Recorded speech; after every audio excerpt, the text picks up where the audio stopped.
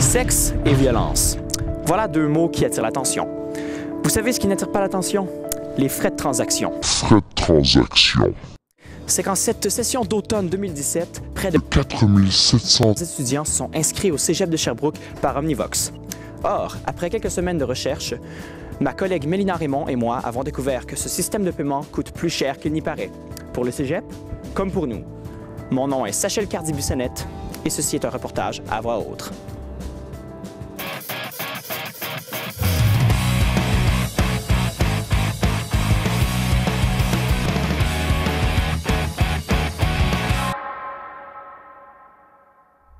C'est que lorsqu'on paie par Omnivox, on doit le faire par crédit. Or, payer par crédit implique des frais de transaction pour la personne ou institution qui reçoit le paiement. En fait, ce qui se passe, c'est que lorsqu'on fait une transaction par argent comptant, évidemment, ça coûte rien. Quand on fait une transaction par carte de débit ou par carte de crédit, l'émetteur de la carte, donc Visa, Mastercard, Interac, charge facture des frais au commerçant qui fait la transaction. Donc, ça, c'est la même chose pour PayPal, pour tous les modes de paiement, sauf l'argent comptant, coûtent des frais. Mais ces frais-là sont à un degré assez divers. Les frais, par exemple, Visa, Mastercard, c'est les frais vraiment les plus chers sur le marché. C'est un taux qui varie selon la carte bancaire qui est utilisée. Donc, par exemple, il y a des cartes avec des programmes de récompense et autres qui vont offrir probablement un taux qui renvoie des bonnies dollars ou des trucs comme ça pour l'utilisateur. Donc, ces taux-là, on peut présumer qu'il y a des frais un petit peu plus importants pour l'institution ou le commerçant.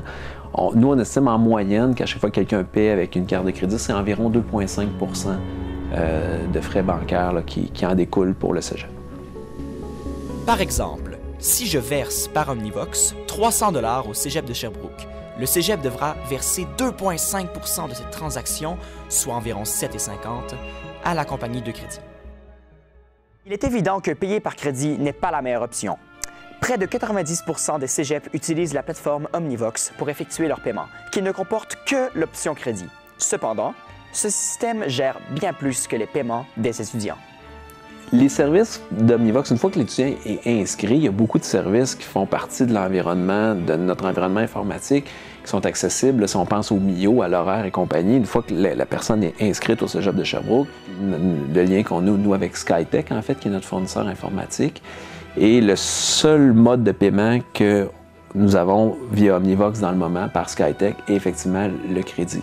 Donc, si on décidait, par exemple, de dire on veut changer complètement l'environnement informatique pour avec d'autres méthodes de paiement, mais là, c'est énormément de changements là, qui va au service d'inscription à la paie, c'est l'inscription à la formation continue en ligne, au centre d'activité physique et autres. Le système actuel, aussi important soit-il, coûte cher au Cégep.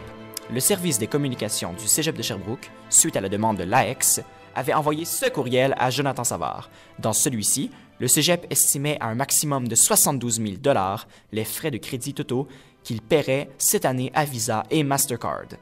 Pour arriver à ce chiffre, le Cégep estime que 80 % des étudiants inscrits utilisent Omnivox pour payer, soit 4 584 étudiants. En fait, effectivement, si on prend un calcul d'environ 6 000 étudiants qu'on multiplie par les taux d'inscription avec un taux moyen d'environ 2,5 %, nous, on arrive à un calcul d'environ, c'est très approximatif, mais 30 000 $ grosso modo par session. Cette année, le Cégep paiera environ 60 à 70 000 $ par année en frais de transaction par crédit. Cette problématique complexe peut facilement perdre ceux qui s'y attaquent. Mais nous sommes en droit de nous demander, oui, il y a un problème, mais existe-t-il une solution? Je suis présentement sur le site Internet de l'Université de Sherbrooke, dans la section « Modalités de paiement ». Donc, comme vous pouvez l'apercevoir sur cette page, elle est principalement consacrée au versement direct par institution financière. Et ça, c'est un mode de paiement qui n'encourt aucun frais tant qu'on utilise sa propre institution financière. Par exemple, moi, si je fais affaire avec Desjardins, j'ai seulement à rajouter l'université dans mes receveurs pour leur payer le montant exigé et je n'aurai aucun frais, l'université non plus. Ce n'est pas la seule université qui fait ça. L'université de Laval, de Bishop ou encore de l'UQAM ont complètement rejeté le paiement par crédit ou encore ils l'ont seulement pas mis sur leur site. 70 000 $ par année, ça peut paraître élevé, mais il ne faut pas oublier que le budget du Cégep se situe dans les millions.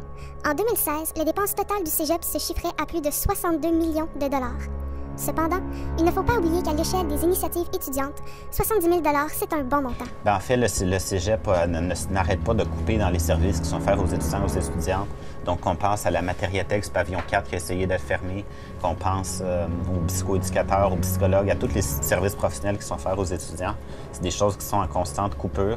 On a besoin d'argent dans les cégeps.